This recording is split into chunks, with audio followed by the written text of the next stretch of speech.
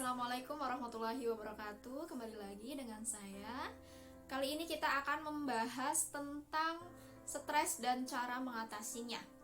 Di masa-masa pandemi seperti ini, apalagi belajar dengan daring seperti itu ya, teman-teman mungkin merasa ada yang merasa beban atau stres ya dengan lingkungan yang ada.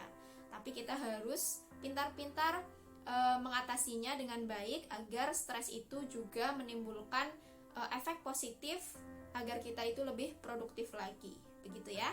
Jadi di sini Ibu akan menjelaskan apa itu pengertian stres, cara mengatasinya, dan faktor-faktor kenapa timbul stres.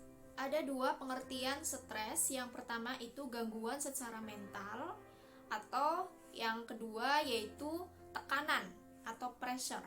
Jadi pengertian stres yaitu suatu proses penyesuaian terhadap lingkungan atau situasi yang menantang atau mengancam terhadap kesejahteraan atau kenyamanan dirinya.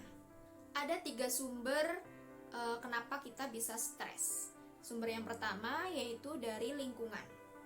Yang kedua dari faktor fisiologis, dan yang ketiga dari pikiran kita sendiri. Lingkungan memberikan banyak sekali penyesuaian terhadap diri kita. Entah itu cuaca, kebisingan, ataupun lingkungan keluarga, ataupun lingkungan teman-teman kita yang berubah, yang dulu itu SMP, sekarang kita SMK, itu berubah dan itu memberikan respon terhadap diri kita untuk selalu menyesuaikan diri. Yang kedua, bisa dari faktor fisiologis atau keadaan tubuh kita. Misal kalau perempuan kalau lagi haid ya atau menstruasi, itu emosi kita ya, stres kita itu muncul lebih tinggi dari biasanya. Nah, itu bisa mempengaruhi stres kita. Atau kurang gizi atau makanannya kurang sehat ya, itu juga mempengaruhi keadaan diri kita. Ataupun kurang tidur juga bisa mempengaruhi stres ya. Itu menimbulkan stres ataupun pikiran yang tidak jernih kalau kurang tidur. Jadi jangan suka begadang ya, apalagi suka belajar yang menggunakan sistem SKS. Dan faktor atau sumber utama stres itu dari pikiran kita. Pikiran kita itu punya tombol ya.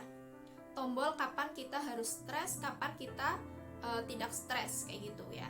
Kita bisa memilih dan kita bisa memilah ya, bagaimana sikapi suatu masalah dengan kita harus panik ataupun tidak panik, ataupun kita harus stres atau tidak stres, kayak gitu.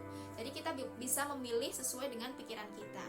Kita bisa melatih diri kita dengan yang pertama ya, saat kita itu akan merespon suatu masalah, dengan yang pertama itu cari suasana yang nyaman dulu ya.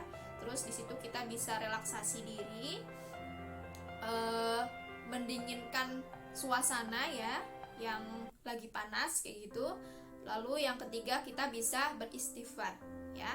Kita bisa mengucapkan suatu kalimat-kalimat yang bisa menenangkan diri kita. Oke, untuk bagaimana cara menangani suatu stres ya, di sini ada 3 langkah.